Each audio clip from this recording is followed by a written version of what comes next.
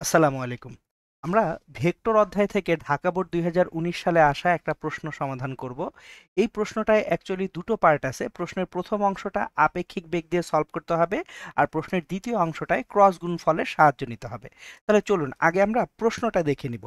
তো আমাদের প্রশ্নটা এখন স্ক্রিনে দেখা যাচ্ছে, একটু দেখে আমরা প্রশ্নটা পড়ি। ঘন্টায় ৪০ কিলোমিটার বেগে পূর্ব দিকে চলমান একটি গাড়ির চালক উত্তর দিকে ঘন্টায় তার বেগের দ্বিগুণ বেগে একটি ট্রাক চলতে দেখলো। একটু যদি আমরা প্রশ্নে খেয়াল করি, সেখানে ট্রাককে গাড়ির চালক চলতে দেখছে, তার মানে এখানে কিন্তু ট্রাকের প্রকৃত বেগ দেওয়া নেই। এখানে যেটা দেওয়া আছে সেটা হচ্ছে ট্রাকের আপেক্ষিক বেগ। ওকে। পূর্ব দিক ধনাত্মক এক্স অক্ষ ও উত্তর দিক ধনাত্মক ওয়াই অক্ষ বিবেচনা করা হলো। খুবই ভালো কথা। তাহলে আমরা প্রবলেমটা যখন সমাধান করব, প্রথম কাজ হচ্ছে চিত্র আঁকা। আমরা প্রথমে এই চিত্রটা আঁকবো। আমরা যদি পূর্ব দিকটাকে ধনাত্মক এক্স অক্ষ, পূর্ব দিক হচ্ছে আমাদের এইটা পূর্ব দিক, এবং উত্তর দিক সোজা উপরের দিক, এটা হচ্ছে ধনাত্মক ওয়াই অক্ষ বিবেচনা করা হয়েছে প্রশ্নে। প্রশ্নে আমাদের গ নাম্বারে বের করতে বলেছে ট্রাকটি প্রকৃতপক্ষে কোন দিকে চলছিল। তার মানে অ্যাকচুয়ালি ট্রাকটা যাচ্ছিল কোন দিকে সেটা আমাদেরকে বের করতে বলা হয়েছে। ওকে, খুবই ভালো কথা। তাহলে যেহেতু এটা বোর্ড প্রশ্ন, আমাদের কিন্তু বোর্ড প্রশ্নের সমাধানের সময় খুব গুছিয়ে লেখাগুলি লিখতে হবে। তো তাহলে আমরা এখানে মনে করি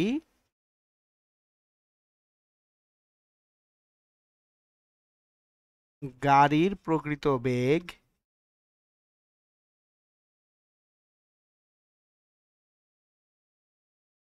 ডিসি ভেক্টর। দেখেন, ঘন্টায় ৪০ কিলোমিটার বেগে পূর্ব দিকে চলমান একটা গাড়ি, তাহলে গাড়িটা যাচ্ছিল কোন দিকে? পূর্ব দিকে। তো পূর্ব দিকে গাড়িটা যাচ্ছিল কত বেগে? ৪০ কিলোমিটার পার আওয়ার বেগে। তাহলে এইটা পূর্ব দিক, পূর্ব দিকে গাড়িটা মানে ভিসি ভেক্টর, এটা তাহলে হবে আমাদের 40 i ক্যাপ। তাহলে এই লেখাটাই লিখবো, গাড়ির প্রকৃত বেগ v c vector equals to 40 i cap. এইবার এই গাড়ির চালক সে কি দেখছিল? তাহলে গাড়ির চালক দেখছিল উত্তর দিকে ঘন্টায় তার বেগের দ্বিগুণ বেগে একটা ট্রাককে চলতে দেখছে। তাহলে উত্তর দিক সোজা উপরের দিকে দ্বিগুণ বেগ, তার মানে ৪০-এর দ্বিগুণ ৮০ কিলোমিটার পার আওয়ার বেগে সে একটা ট্রাককে চলতে দেখছে। তাহলে এখন এই যে ট্রাককে চলতে দেখছে, এটা কি ট্রাকের প্রকৃত বেগ? নো, এটা কিন্তু ট্রাকের আপেক্ষিক বেগ। কার সাপেক্ষে? গাড়ির বেগের সাপেক্ষে। তাহলে ভি অফ ট্রাক কার সাপেক্ষে? গাড়ির সাপেক্ষে। ভিটিসি, এটা 80 j ক্যাপ হবে। তাহলে আমরা লিখব যে ট্রাকের আপেক্ষিক বেগ কার সাপেক্ষে? গাড়ির সাপেক্ষে। VTC equals to 80 j cap. আমরা তাহলে গাড়ির প্রকৃত বেগ জানি, আর হচ্ছে ট্রাকের আপেক্ষিক বেগ গাড়ির সাপেক্ষে কত সেটা জানি। এখন গ নাম্বারে জানতে চাওয়া হয়েছে ট্রাকটি প্রকৃতপক্ষে কোন দিকে চলছিল। তার মানে আমাদেরকে ট্রাকের প্রকৃত বেগ বের করতে হবে। এখন আমরা আপেক্ষিক বেগের বেসিক থেকে যেটা শিখেছি সেই অনুযায়ী আমরা বলতে পারি, আমরা জানি ভিটিসি, তার মানে ট্রাকের আপেক্ষিক বেগ কার সাপেক্ষে? গাড়ির সাপেক্ষে। এটা equals to VT vector minus VC vector. এটা কিন্তু আমরা আপেক্ষিক বেগের বেসিক কনসেপ্ট থেকে নিয়ে আসতেছি। তাহলে আমাদেরকে নির্ণয় করতে হবে কি ট্রাকের প্রকৃত বেগ মানে ভিটি ভেক্টর বা v t vector equals to v t c vector plus v c vector. তার মানে এই যে ভিটিসি ভেক্টর আর ভিসি ভেক্টর যদি আমরা যোগ করে দেই, এই দুটো যোগ করলে যে ভেক্টরটা আমরা পাবো লব্ধি অনুযায়ী, এই যে ভেক্টরটা, এটাই হচ্ছে আমাদের ট্রাকের প্রকৃত বেগ ভিটি ভেক্টর। তাহলে ভিটি ভেক্টর সমান VTC vector plus v c vector. এখান থেকে আমরা লিখতে পারি ভিটিসি ভেক্টর হচ্ছে 80 j cap plus v c vector হচ্ছে 40 i ক্যাপ। তাহলে এখানে একটা জিনিস খেয়াল করি, বলা হয়েছে ট্রাকটি প্রকৃতপক্ষে কোন দিকে চলছিল, কোন দিকে যাচ্ছে সেটা বের করতে বলা হয়েছে। কত বেগে যাচ্ছে সেটা কিন্তু বের করতে বলা হয়নি। তাহলে এই যে ভিটি ভেক্টর যেটা আছে 40i cap plus 80j cap, এই যে ভিটি ভেক্টর এটার দিক বের করতে বলছে। তাহলে দিকটা যদি এখানে থিটা হয়ে থাকে, এটা যদি থিটা হয়ে থাকে, ট্যান থিটা ইকুয়ালস টু, তাহলে ট্যান থিটা এখানে লম্বটা কত 80 আর ভূমি কত 40, 80/40 বা theta equals to tan inverse 2। তার মানে থিটা যদি আমরা ট্যান ইনভার্স 2 করি, এখান থেকে যে ভ্যালুটা পাবো সেটা হচ্ছে 63.43 ডিগ্রি। তাহলে ট্রাকটা অ্যাকচুয়ালি এই পূর্ব দিকের সাথে 63.43 ডিগ্রি কোণ করে উত্তর দিকে যাচ্ছিল। তাহলে আমরা অ্যান্সারটা এইভাবে গুছিয়ে লিখি, ট্রাকটি প্রকৃতপক্ষে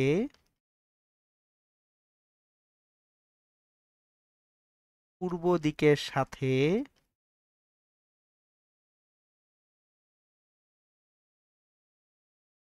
63.43 ডিগ্রি কোণ করে উত্তর দিকে চলছিল। তাহলে আমাদের যা অ্যান্সার চাওয়া হয়েছিল আমরা সেই অ্যান্সারটা গুছিয়ে করে ফেললাম। গ নম্বরের কাজ শেষ। এখন দেখি ঘ নম্বরে কি বলা হয়েছে। ট্রাক ও গাড়িটির প্রকৃত বেগ যে তলে অবস্থিত।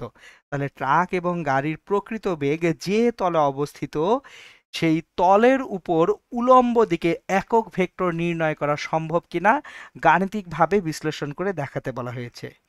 ওকে, এখন আমাদের ট্রাক এবং গাড়ির যে প্রকৃত বেগ, গাড়ির প্রকৃত বেগ ভিসি ভেক্টর, আমরা এটা একটু গুছিয়ে লিখি।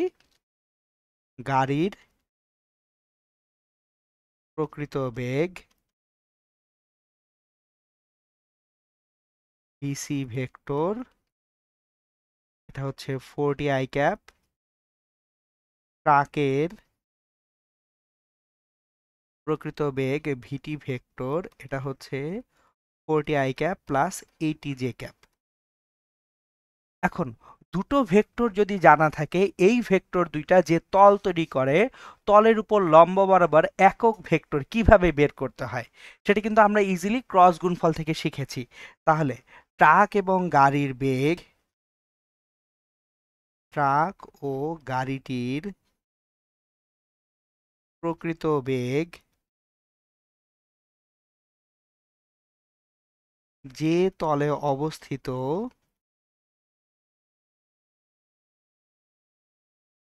তার উলম্ব দিকে একক ভেক্টর যদি এন ক্যাপ হয়, আমরা একক ভেক্টরটাকে এন ক্যাপ ধরছি, তাহলে n cap equals to v c cross v t divided by v c cross v t এর মান। তাহলে আমরা দুটো ভেক্টর যদি কোনো তলে থাকে, সেই তলের উপর লম্ব বরাবর একক ভেক্টর বের করার প্রসিডিউরটা কি, ভেক্টর দুইটার ক্রস গুণফল ডিভাইডেড বাই ক্রস গুণফলের মান। এবং এখানে অবশ্যই একটা প্লাস মাইনাস দিতে হবে, কারণ তলের উপর লম্ব তলের উপর বরাবর যেমন হতে পারে তলের নিচের দিকেও হতে পারে, এই জন্য আমরা একটা প্লাস মাইনাস সবসময় ইউজ করি এখানে। তাহলে এখন আমরা ভিসি ভেক্টর জানি, ভিটি ভেক্টর জানি, এই দুটার ক্রস গুণফল করব। চলেন তাহলে করে ফেলি। আমরা তাহলে এখন যেটা করব, ভিসি ভেক্টর ক্রস ভিটি ভেক্টর সমান I cap J cap K cap. VC vector হচ্ছে 40i ক্যাপ, তাহলে বাকি দুটো জিরো। ভিটি ভেক্টর হচ্ছে 40i cap plus 80j cap, বাকি জিরো। তাহলে আমি এখন যদি এই I cap J cap K cap এই যে প্রথম যে সারিটা আছে এই সারি বরাবর যদি বিস্তার করি, তাহলে আই ক্যাপ বরাবর বিস্তার করলে আমাদের যেটা থাকবে 0 - 0 মাইনাস জে ক্যাপ বরাবর যদি বিস্তার করি, এই যে মাইনাস জে ক্যাপ বরাবর বিস্তার করলে 0 - 0 হবে।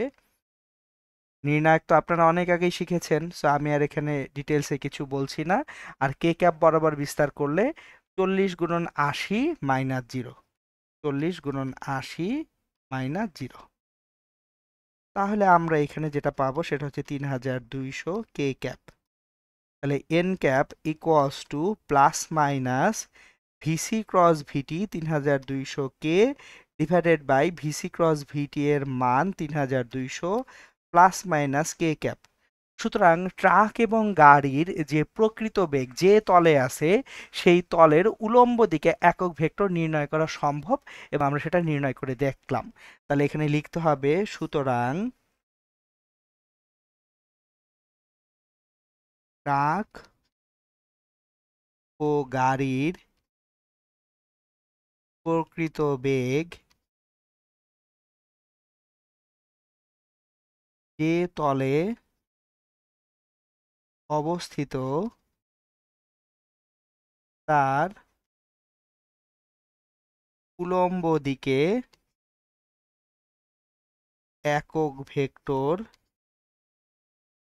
নির্ণয় করা সম্ভব।